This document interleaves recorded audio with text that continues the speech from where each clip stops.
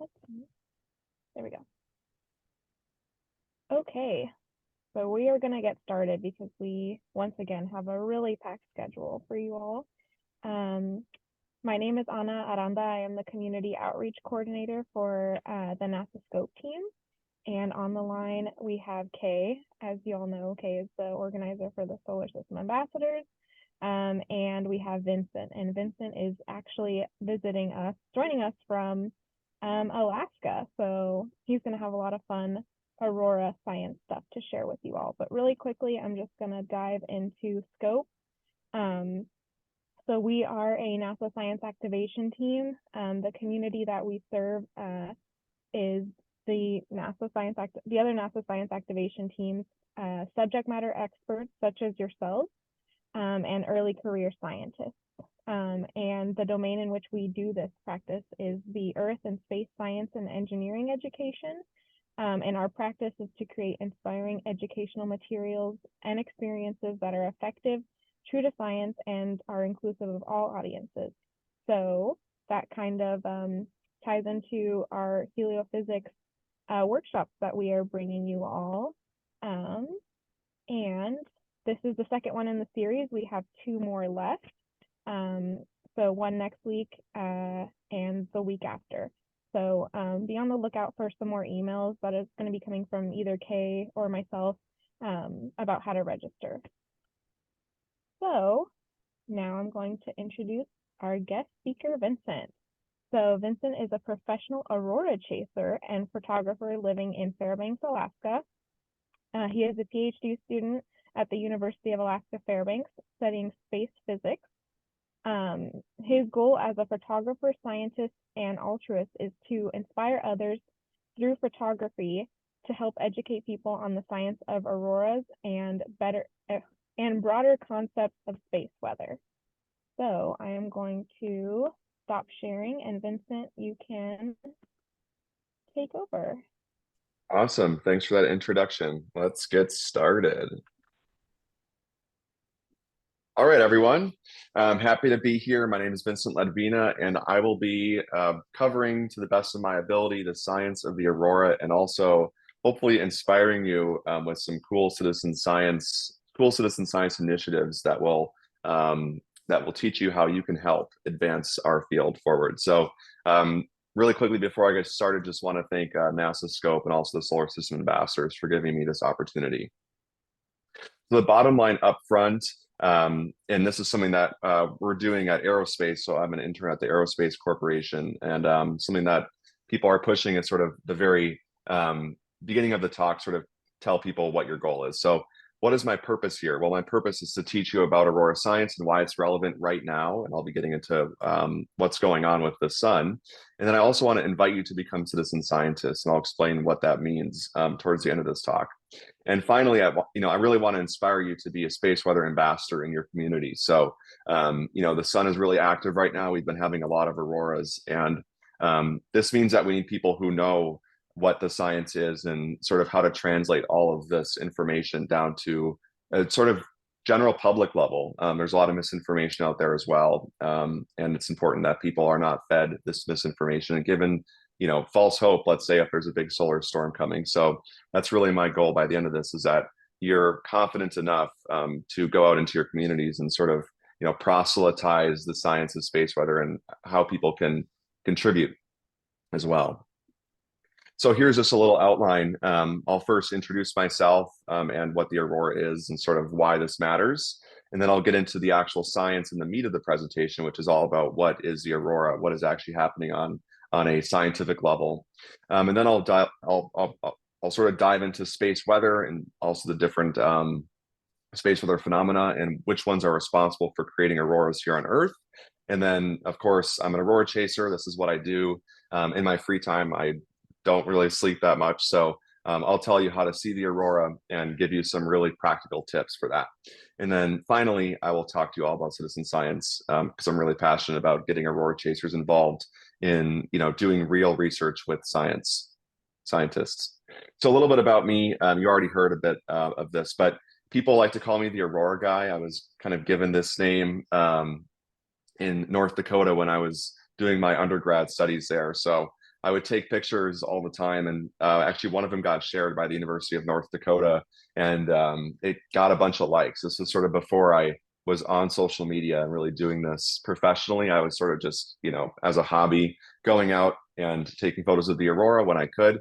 And I was actually approached at a bar twice in one night by random people that were asking me if I was quote unquote that Aurora guy who took the photo that UND shared. So after that, my friends just started teasing me and calling me the Aurora Guy, and that's where I got the name. So my website's theauroraguy.com, so it's kind of stuck around. But yeah, I've really been inspired throughout my entire life, and from a very young age, to study space weather and go into space science and space physics. So I saw the aurora first time when I was 4 years old in the Twin Cities. I'm from Minnesota, from a little suburb called Maplewood.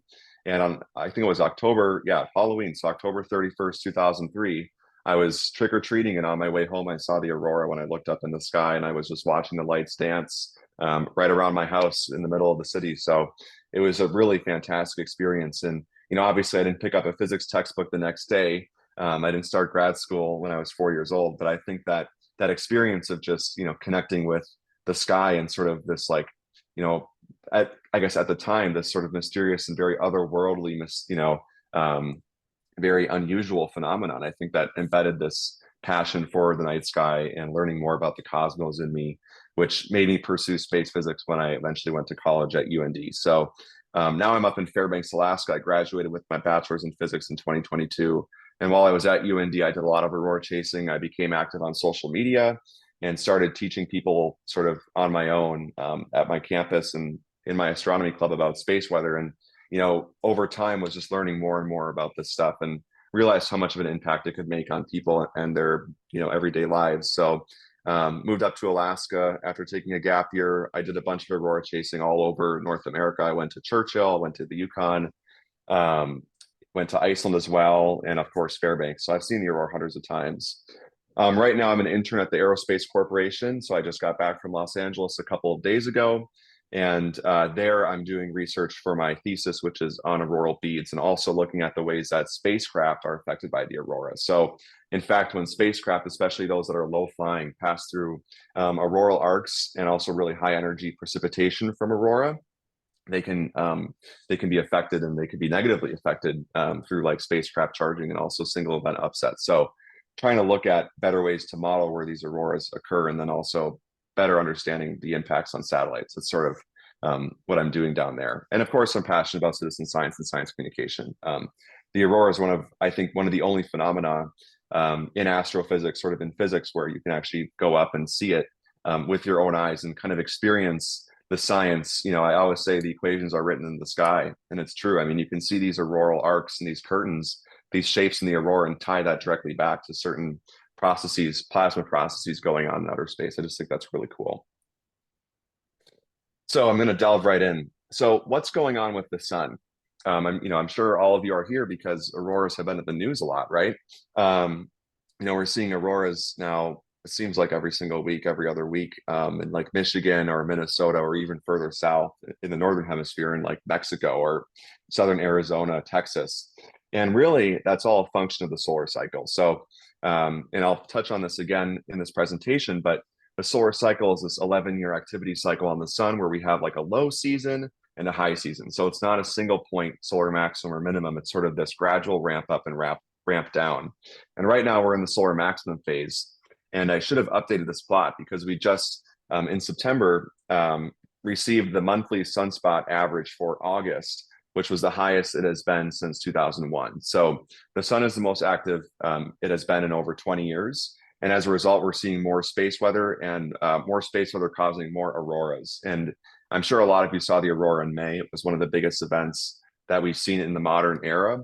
Auroras were spotted as far south as places like Puerto Rico, Hawaii, the Yucatan in Mexico, the Middle East. I even saw the aurora in a very unusual place, and you'll see a photo. You'll see my photo of that later. But the solar cycle is really to thank for all this activity, and what that means for auroras and what space weather is. We'll just cover here. So here are just I just Googled auroras and I clicked on the Google News tab, and course, we've seen tons of displays. California, Texas, you know, Utah, Oregon, Nevada. I mean, you name any state, and it's seen aurora this year. Literally every single state, I think, in the United States has seen aurora at some point in 2024, which is just really cool. Now, it also means that auroras have sort of become quote unquote mainstream. There's this really cool visualization. I don't have it here in my slides, but I'll just mention it. If you go to trends.google.com, it shows the search relevance for any search term, and it's a sort of relative scale. So you can go all the way back to when Google started recording these metrics in, I think, 2005, and you can see basically the popularity of a certain search term over time. So like, you know, if you look up Mariah Carey, for example, right around Christmas every year it spikes. But if you look at auroras, you know, if you go to 2024, early 2024, you'll see it, you know, it's kind of bouncing up and down. You can actually do a cool thing where you correlate that with KP index, which is a measure of geomagnetic activity. But if you move that sort of window to the end of 2024, everything else becomes zero and May is 100. So, you know, the May storm this year was definitely the most popular space weather has gotten in terms of the media and sort of the general public awareness. And, you know, as a result, we've seen, and this has always been an issue, but especially now, we've seen a lot of misinformation about space weather. We've seen some articles come out that are just flat out wrong, a lot of clickbait. I always say that if my mom is texting me about space weather and she's worried, then we've officially sort of lost our way because, you know, there's just tons of misinformation out there and people don't know how to sort through it. So my goal with this talk is sort of to give you the right information that you can then take back to your communities and tell your family, your friends about what space weather really is and also what auroras mean and how they're formed as well. So what is the aurora? Well, the definition depends on who you're asking. And really, you know, you could forget everything in this talk and just take home the message that the aurora is beautiful. That's really why I'm into it. That's really why I'm passionate about it. It's not necessarily the science. It's really just the fact that it is just spectacular to look at. It is the most spectacular light show that nature has to offer. That's how I like to put it. And it's also a piece of identity for many northern cultures. So up here in Alaska, you know, the aurora is something that we experience every single night, more or less. And that's ingrained into the culture of many native communities up here, as well as other native communities in northern Canada and across northern regions in the world. So, you know, it's not just this beautiful thing, but it's tied to, you know, deep rooted beliefs and spirituality for many people. If you ask a scientist, it's light emissions caused by charged particles from outer space streaming along magnetic field lines, colliding with gases in our upper atmosphere. So it's kind of a mouthful, and maybe it sounds like a foreign language to you. Hopefully it will be more understandable in 15 or 20 minutes here when I explain everything. But, you know, just to sort of reiterate, it is just this captivating, mysterious, and awe-inspiring phenomenon. And everything's connected to the sun, right? You've probably all heard of space weather, but just like we have weather here on the ground, on Earth, we have clouds, we have rain, and we have wind. We have the same going on in outer space, and it's all caused by the sun. You know, if you look up at the sun, it sort of looks like this, you know, white or yellow ball of light in the sky. It doesn't look very, you know, it just looks very constant. It's always there. We can always rely on it to rise and set. It gives us life on Earth. It gives us heat. But if you sort of look at it in a different way, and I'm going to tell you all about that and how we can actually look at the sun in different wavelengths and see the activity and the dynamics.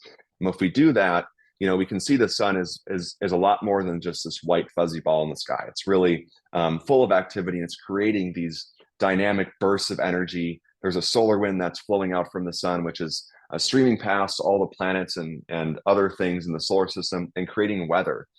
So just like we have clouds, wind, and rain on the ground, we have the same thing in outer space. And this space weather eventually hits Earth, and interactions take place and can cause the aurora. So the actual definition of space weather is it refers to conditions around a star like our sun, and it's interplanetary space that may affect space and ground-based assets as well as human life. So as we'll see in a little bit, you know, space weather not only creates the aurora, but it can also have some potentially devastating effects on the daily lives of everyone, including a lot of effects on space and ground-based technologies.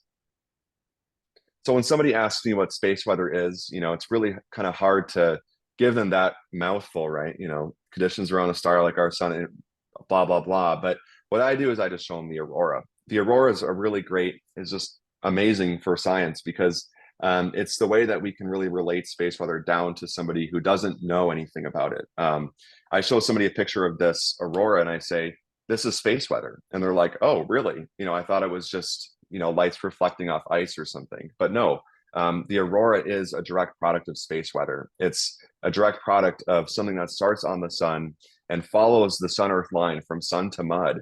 And we can see that with our eyes. It's a way of us really seeing what is usually invisible here on the ground on Earth. We can really relate and study space weather through the aurora.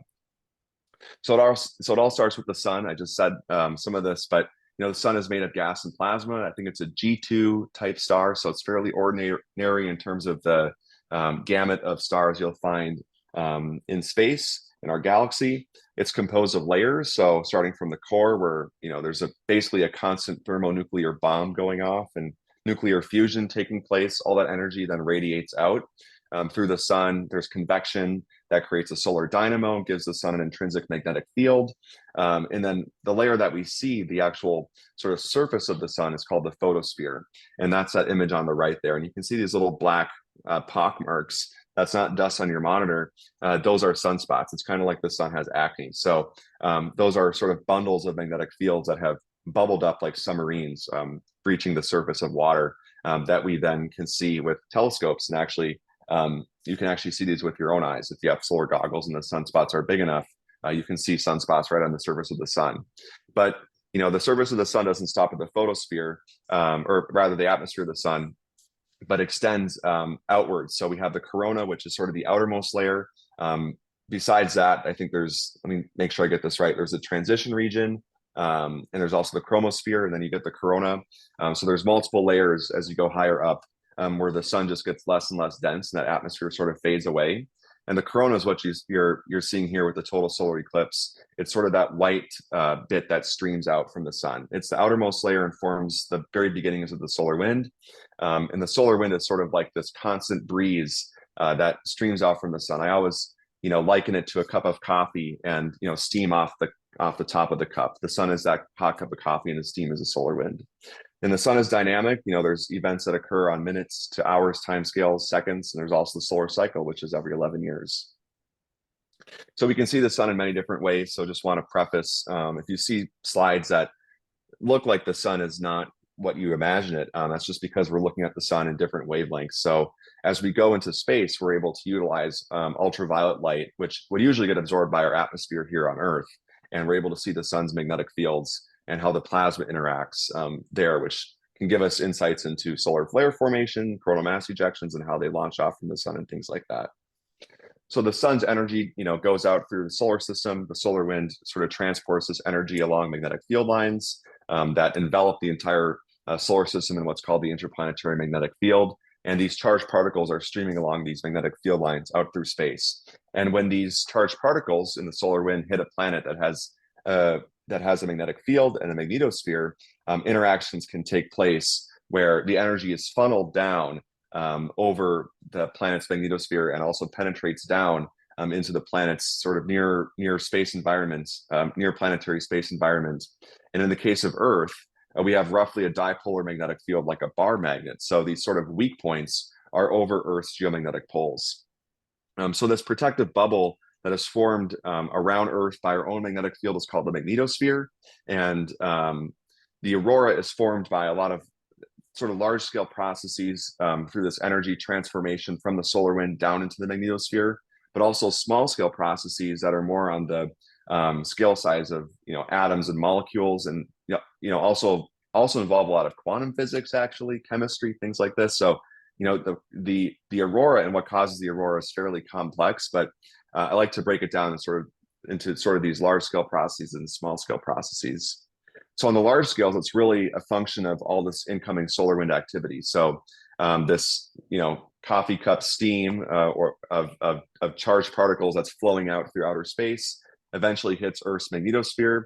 The energy gets directed and sort of funneled over our poles through a process called the Dungy cycle. And if you're wanting to learn more about the Dungy cycle and a lot of these other phenomena, I have a site at the very end which you can visit where I've linked a lot of really helpful articles from the NOAA Space Weather Prediction Center and NASA that sort of delve more into these concepts. But the Dungy cycle is really the mechanism by which flux in the solar wind particles are sort of, I guess, funneled and sort of shifted around Earth's magnetosphere. It's sort of like this entire song and dance that happens.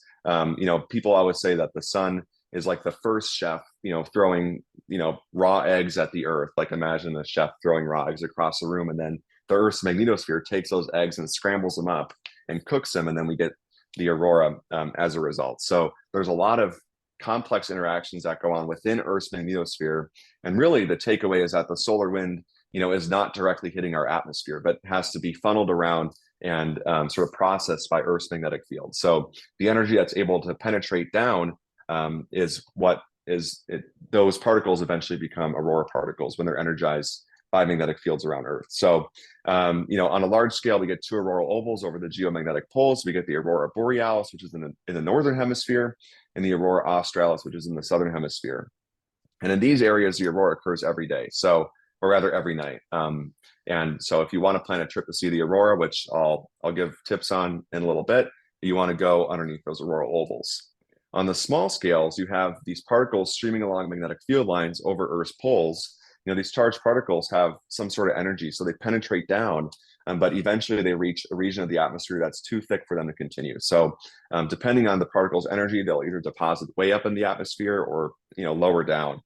So they can interact with different gases sort of on the way down, which are just naturally found in the ionosphere, the upper layer of Earth's atmosphere. The ionosphere is composed of many layers, which sort of overlap with the thermosphere.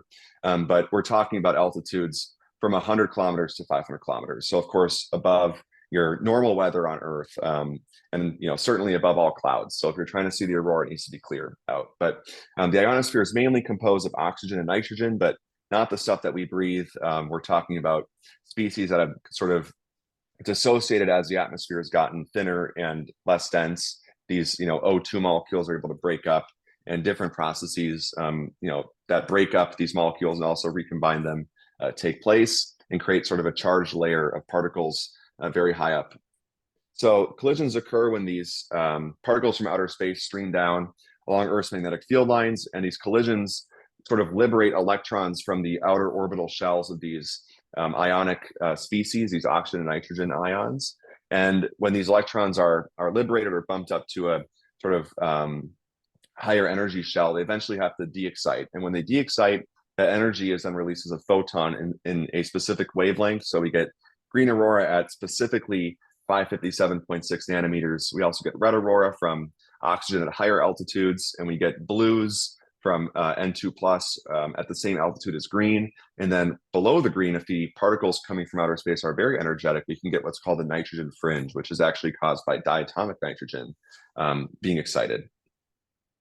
So what happens when the sun gets angry? Well, like I said, we have auroras all the time underneath the auroral ovals, but these auroral ovals can expand to lower latitudes when there's geomagnetic activity. So there's really three types of space that are relevant for aurora. We have high-speed streams, CMEs, and solar flares. Solar flares and CMEs are related, but technically not the same. I like to say solar flares are like paparazzi flashes, or they're these big bursts of light. Basically, magnetic field lines around active regions on the sun become tangled up, and they have to release that pent-up energy in the form of magnetic reconnection. And when this happens, a bunch of X-rays and gamma rays and really radiation across the entire electromagnetic spectrum is released. So these are measured on an A to X scale based on X-ray intensity, A being the weakest, X being the strongest sort of tier of solar flares. And then very commonly alongside these solar flares, CMEs occur, which is where large chunks of the sun's atmosphere are sort of blown out into outer space. And like cannons, and these cannonballs being the CMEs, the cannon could either be directed at Earth or away from Earth, slightly above, slightly below. So, tracking these CMEs throughout space is a challenge and a job by a lot of space weather offices. And we can use what are called coronagraphs, which is what you're seeing on the right here, which are basically artificial eclipses put in front of the sun with an occulting disk. These can be either ground-based or space-based. The one you're seeing here is the LASCO coronagraph on board the SOHO satellite. So you're able to see these big ejections coming off the sun because we're blocking out the sort of solar disk and all the really bright light from the sun. So actually, this this white circle right here is what the sun would look like.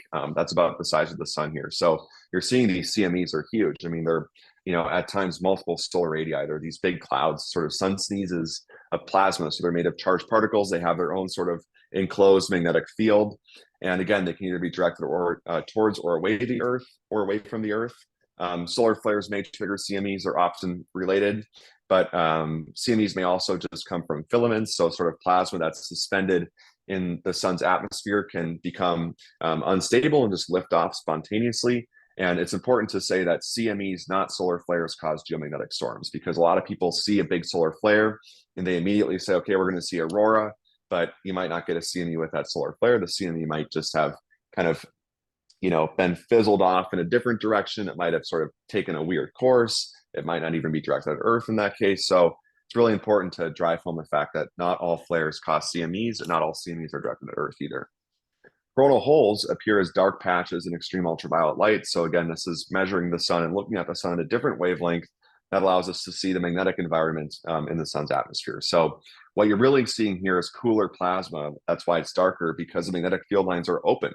So this cooler plasma and the solar wind then is able to stream out very quickly, and you get sort of this region of high-speed solar wind that rotates with the sun.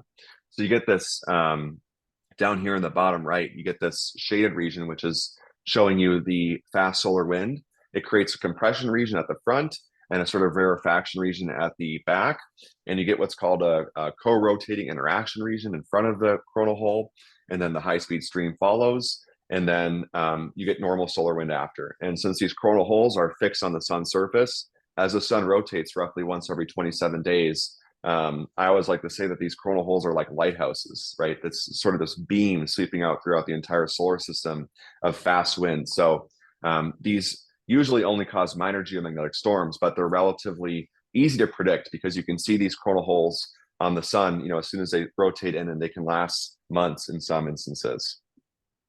So effects of space weather on society, this could be an entire other hour-long talk, but space weather affects everything from satellites in space to power lines on the ground. There's just so many different effects of space weather. For example, solar flares and the ionizing radiation from solar flares can produce a thin layer of electrons in the D region of the ionosphere, which can hamper sort of over the horizon communications with HF radio that rely on propagation through the ionosphere. So using the ionosphere as sort of a duct for people to be able to communicate over the horizon, because these high frequency signals need to sort of bounce around in the atmosphere so they can eventually find their way back to the ground. So when you have this layer of charged particles that absorb the HF signals as soon as they go up, well, you can't transmit any high frequency signals.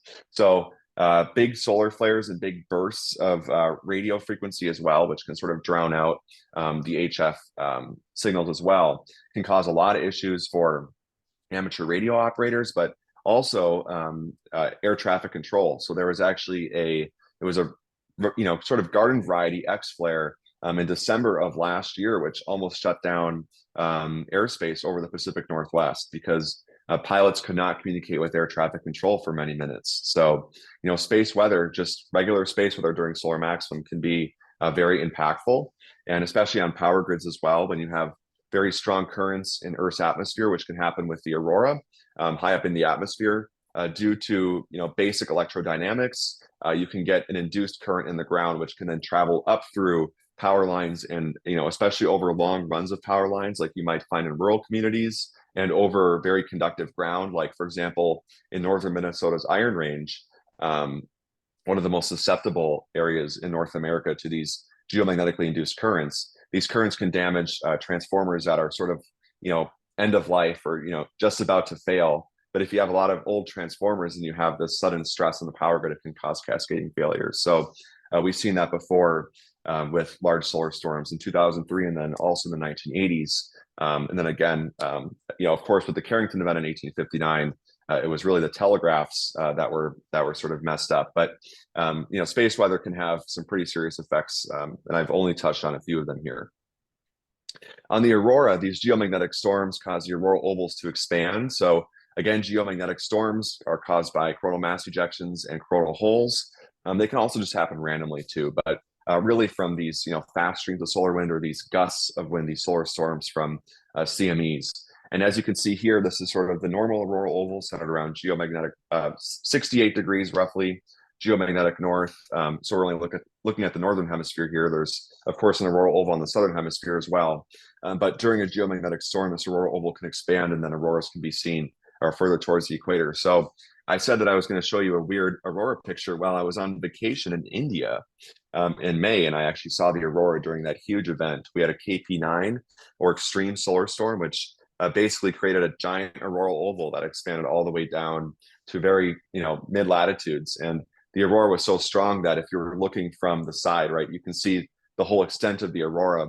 And yeah, I could see a very faint red glow. So, I mean, obviously this aurora right here is probably, 1,000 kilometers away, but because it's so tall, right, you can see, over the horizon of the Earth, this aurora. So it was really cool. I was not expecting to see the aurora on vacation in India. Can you forecast the aurora? Well, you can, but it's pretty hard. It sort of, boils down to how well can we forecast space weather, which is not very well. People say that we're roughly at a level of confidence with space weather forecasting that we were at with terrestrial weather in the 1970s, meaning that we just don't really know the physics, we don't really know the science, and we don't have the measurements either to understand what's going on. But we can make educated guesses and we can get some semblance of what could be coming. So there's this 27-day forecast, which is what a lot of apps will sort of use. And if you scroll down, you can see, oh, there's a KP5 or 6 predicted for October 16th, right? Or, something like that. And what they're really relying on is that 27-day rotation period of the sun and those coronal holes. So it's betting on the fact that, okay, we saw a coronal hole make a KP6, yesterday. So in about a month, we should see it rotate back around. That doesn't always work because coronal holes can close up. They don't last forever. Now, 1 to 3 day forecasts are great for coronal mass ejections. That's kind of when those get factored in because the travel time from the sun to the Earth is roughly 1 to 3 days for a CME. And then hours to minutes, you can get some more information, of course, because we have upstream monitors a million miles away at Lagrange point L1 that are sort of parked there to monitor the incoming solar wind that's going to be hitting our planet. So, because it's a million miles away, if you see, a huge CME about, happening at L1, you have roughly 30 minutes to an hour to sort of prepare or sort of get ready for that to actually hit Earth. So we can get measurements like magnetic field, strength, and also the components of the magnetic field, the BX, the BY, and BZ. Remember, we're in 3D space, so we have to worry about vectors and their components. And we can also get solar wind density, and then from that we can drive the speed and also the temperature from those measurements. So beyond solar wind, of course, there's ground magnetometers, there's webcams, there's real reports on the ground, which are really the best way of tracking the aurora because that gives you the ground truth information that is the most helpful. So where to see the aurora? Well, go to the auroral oval. The southern hemisphere auroral oval is kind of hard to get to because we have things like the Southern Ocean and Antarctica that are sort of in the way. So northern latitudes are best. And here's just a smattering of locations that are all good for seeing aurora. These will get auroras every single night. It's dark and clear. And also dark is important to drive home because a lot of people try to plan aurora vacations in June and July in the Arctic, and that's just not going to work because you're going to have midnight sun to deal with. And even in Alaska, if you have a huge event like the May event this year, well, it was almost 24 hours of sunlight here in May, so nobody saw anything. So don't be that person to go to Alaska in July to see the aurora. It's just not going to happen. It's just not possible. So it seems that as well, the spring and fall equinoxes have more activity than the solstices, and scientists don't actually know why this is. It's called the Russell-McFerrin effect, and you can see here the number of substorms. So these are sort of like bursts of aurora that happen every night usually, and they really do peak around March and September, and also the sort of shoulder months as well. So March and April, and then September and October are good for auroras. So if you're planning to come to Alaska, for example, springtime is usually a really good sort of clear period. You want it to be clear as well. You don't want any clouds. So March in Fairbanks is just swarmed with tourists trying to see the aurora. It's by far our most popular month here. So, really getting down into the details, a third quarter or new moon is also nice because that dark sky will give you more contrast in the aurora. Little fun fact is that in the Arctic, the third quarter moon does not rise above the horizon, and the first quarter moon does not set. So keep that in mind when you're planning your trip. So really quick tutorial on how to take a photo. Your smartphone camera can do it automatically. Your DSLR mirrorless camera, you're going to want to throw it into manual mode and choose these settings. I always say 5 to 10 seconds is good because you don't want to blur out the aurora. The aurora can move pretty quickly, and if you have too long of a shutter speed, you're just not going to see anything. It's just going to look like a blob. So these were sourced from my friend Mike. He does aurora tours, and he uses a shutter speed usually from 2 to 5 seconds to get that detail. Especially when the aurora is going through one of these substorm phases, it moves really quickly and can get really, really bright. You don't even need a long shutter speed to actually have a properly exposed image because it's already bright enough. You want to use your lowest f number. So your widest aperture, and this should say ISO 1600 to 6400, although ISO 160 is not too far off. When it's a full moon, it's so bright out that I'll use ISO values at 400, 200 sometimes. So actually, this isn't even that inaccurate, but shoot raw and use a tripod as well. Even with a 5-second shutter speed, it's really hard to hold your camera still for that long. You're definitely going to notice the little blur in the stars. So did you know that your photo that you just took, let's say that you were out taking a photo, can actually be used for science? Well, this is where the citizen science comes in. So citizen science is defined as organized research in which members of the public engage in the processes of scientific investigations by asking questions, collecting data, and or interpreting results. There are some principles of citizen science here, just for the sake of time. I'm not going to be delving into them one by one, but really what this boils down to is that if you're somebody interested in science, there's ways that you can contribute to whatever field you want, whether it's biology, whether it's astronomy, whether it's aurora science, for example, through projects and also directly contributing your data to scientists.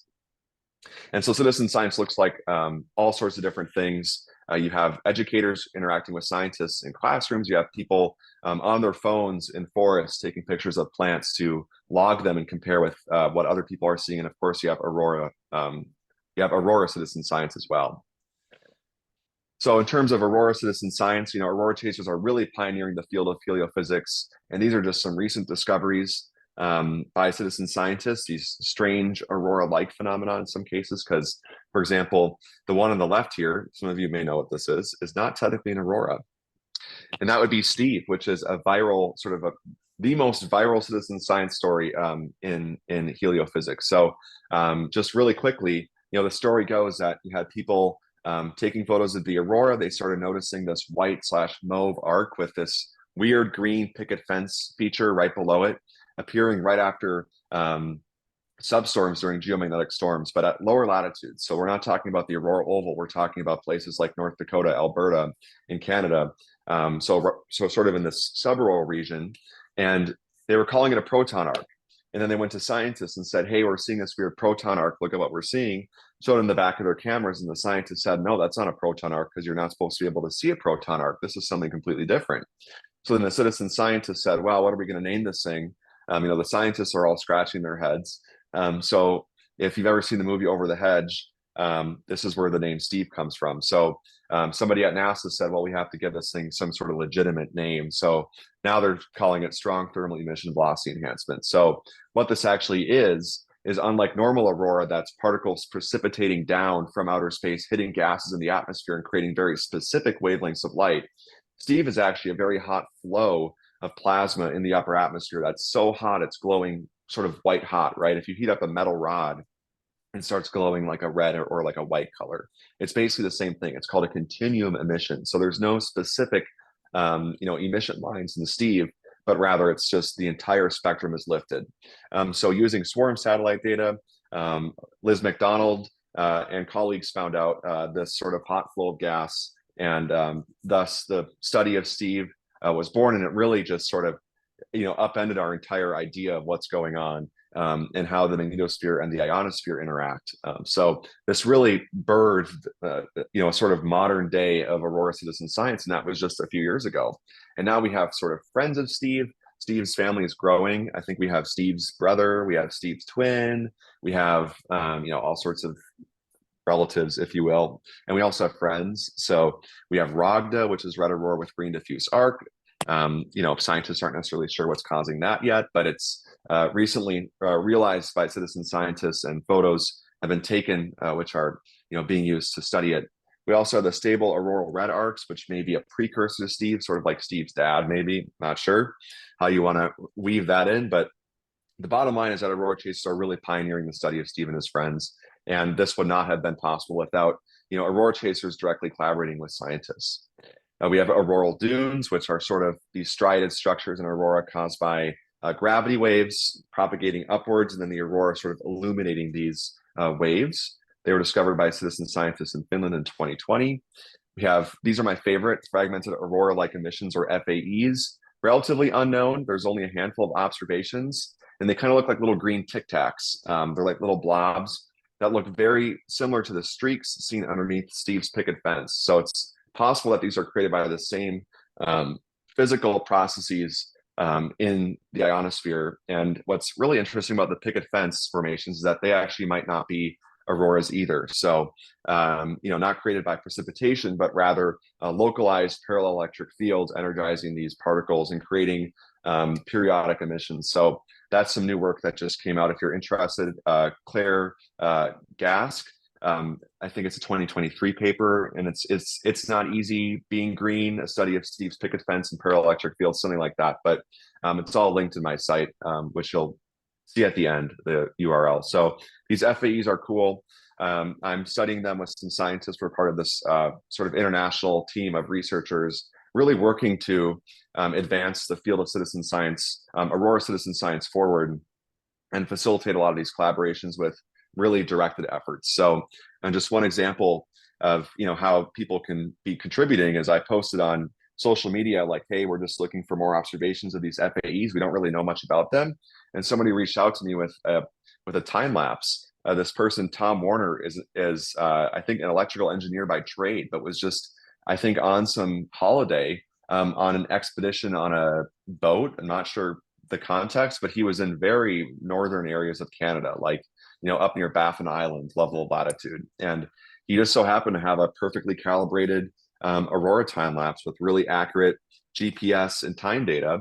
And lo and behold, there were fragments. So that was pretty incredible. We had our first sighting over northern Canada. So it wasn't just a Svalbard phenomenon where these were first discovered. So if you're interested in contributing, there's Aurorasaurus, which is a project I've interned with. They're actually a SciAc project with NASA. So I interned for them in 2020, and really their mission is to make auroras, to make sure people can see the aurora who want to see it. Their site, aurorasource.org, takes in reports. You can submit a positive aurora sighting, and it gets put on a map, and other people can then look at what you've seen and then say, hey, somebody's seeing aurora near me, I'm going to go outside and take a photo.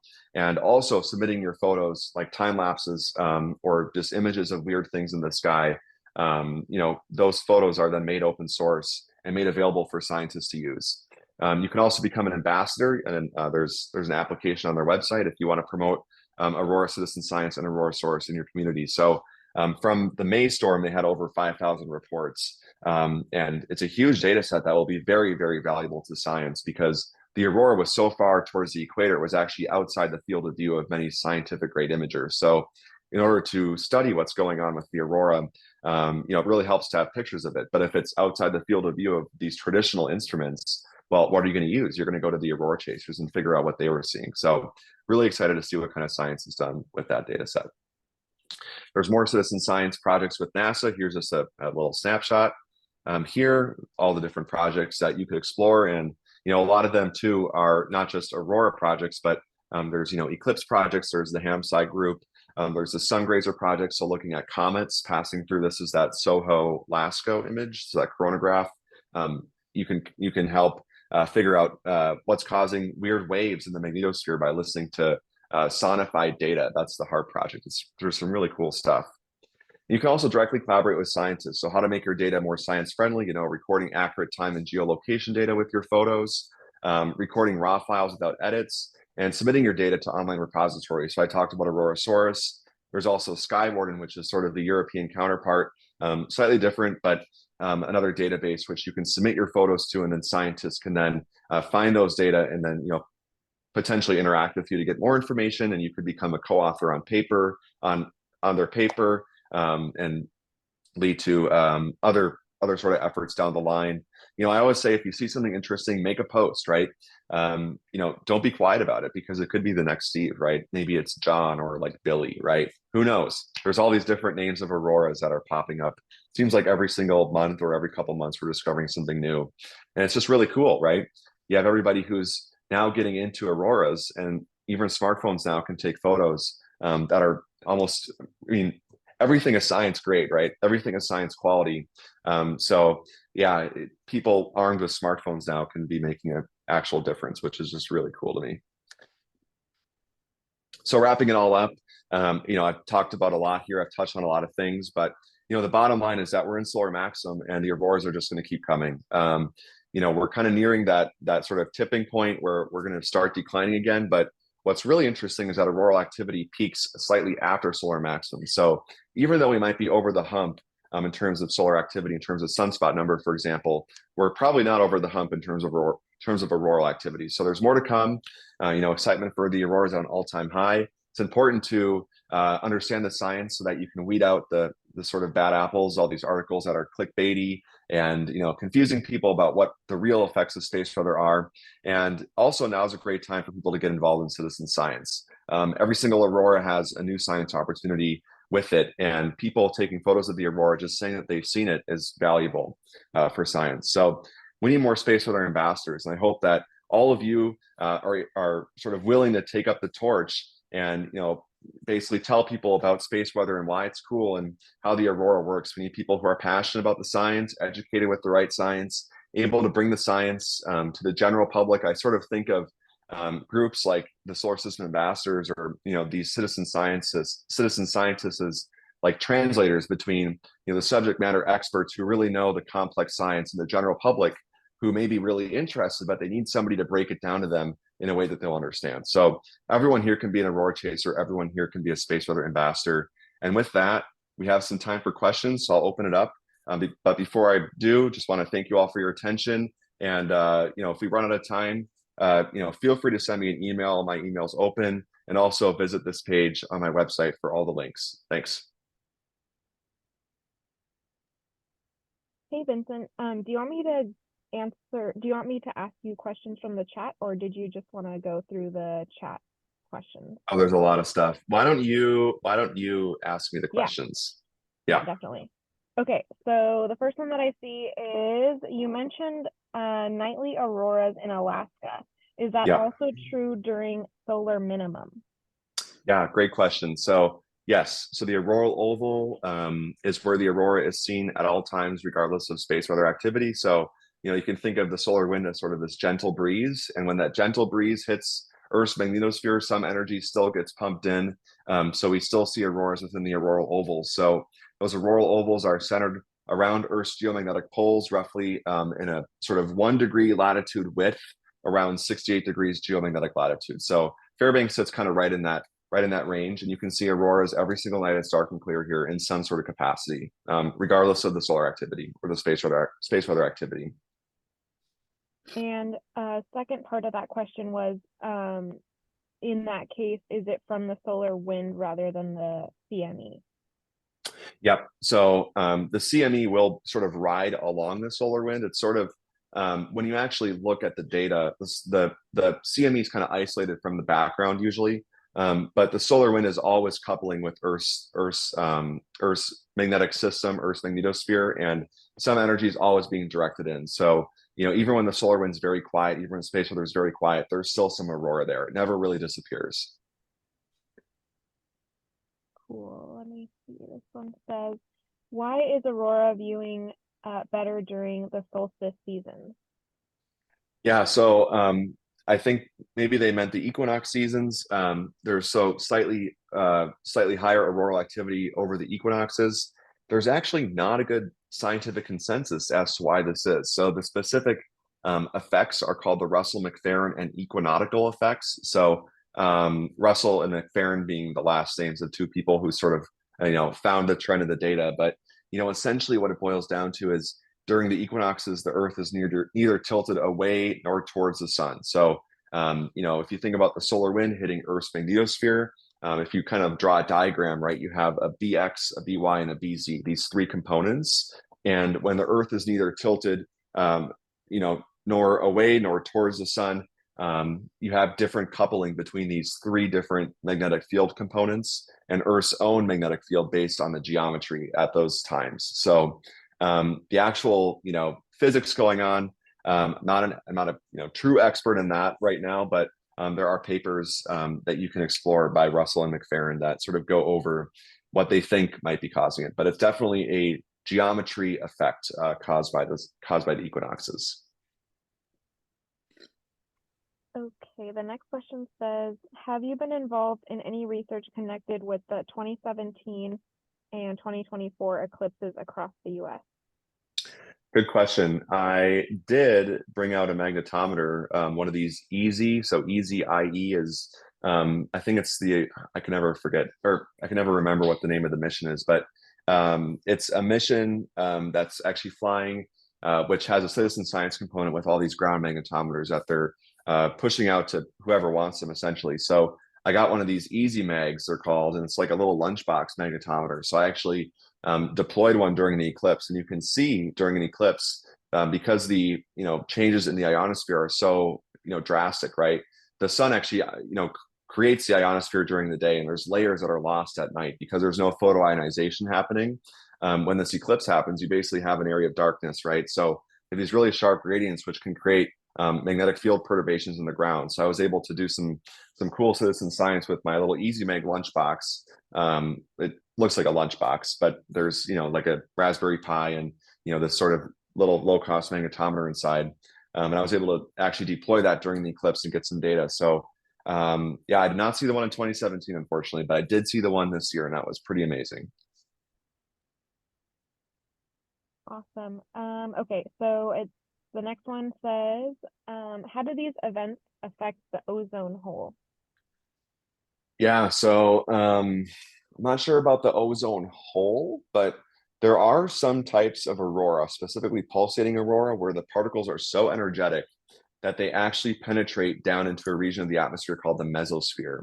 And there was a mission called the Lost Through Auroral Microburst Pulsations sounding rocket mission, which I helped with in 2022. I spent 3 weeks up in northern Alaska doing sort of groundwork, but they launched a rocket into pulsating aurora to measure the effects of these particles on depleting ozone. So these pulsating aurora particles have such high energies. We're talking about like mega electron volts that they penetrate down to a deeper layer of our atmosphere where these chemical reactions can deplete ozone. I'm not sure about the amounts and relative to human created ozone depletions, but last I heard, I thought the ozone hole was actually closing due to sort of regulations on certain aerosols, but maybe it's reopened again. I don't think the aurora actually has that measurable of an impact, though, in terms of the overall scheme of things. But on a very small level, it can slightly deplete ozone, these pulsating aurora particles. Next question. What do you mean by open magnetic field lines? Yeah, good question. So on the sun, there are magnetic field lines that sort of come out from the surface. If the magnetic field line is open, it just comes out. There's no closing point on the sun surface. There's no loop. It sort of just flows out freely into the solar wind. And if the magnetic field line is closed, you'll have one point on the solar surface, and then it'll sort of loop, and then you'll see it close again on the surface. And let me see if I can go back through my slides. Hopefully this doesn't take too long. And I can show you, yeah, so here's the coronal hole here. So these magnetic field lines, these are just sort of, these aren't, real magnetic field lines. It's just sort of a cartoon, but where you have these bright regions, these are closed magnetic field lines. So basically what happens is these particles become trapped by the closed lines, and they kind of like bounce back and forth and create this glow, which then appears brighter. So like these are over active regions, which are over sunspots. And then open magnetic field lines allow the plasma to escape freely.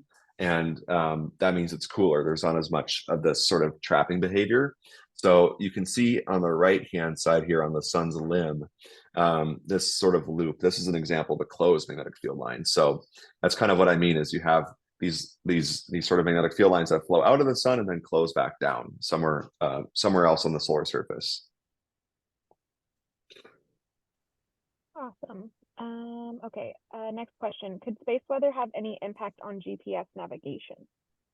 Yep, for sure. So actually, during the May storms, I had a lot of friends who are farmers in northern Minnesota and southern Canada, especially Manitoba. I had a lot of friends up there who were telling me that their tractors were just not working and their precision farming equipment was not working because it couldn't find a lock on any GPS.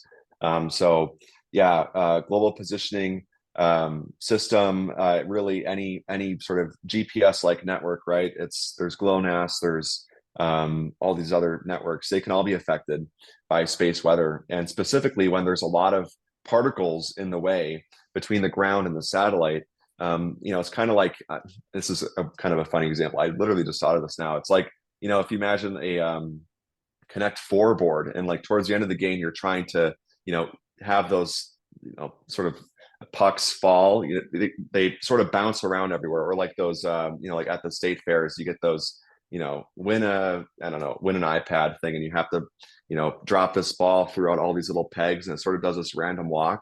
Well, imagine that ball is your sort of GNSS signal and it's trying to get through all this stuff in the way. And that stuff is usually protons and electrons caused by solar flares that can ionize the upper regions of the atmosphere, or aurora as well can cause basically larger total electron content in the atmosphere. So the volume integrated number of electrons from the surface of space.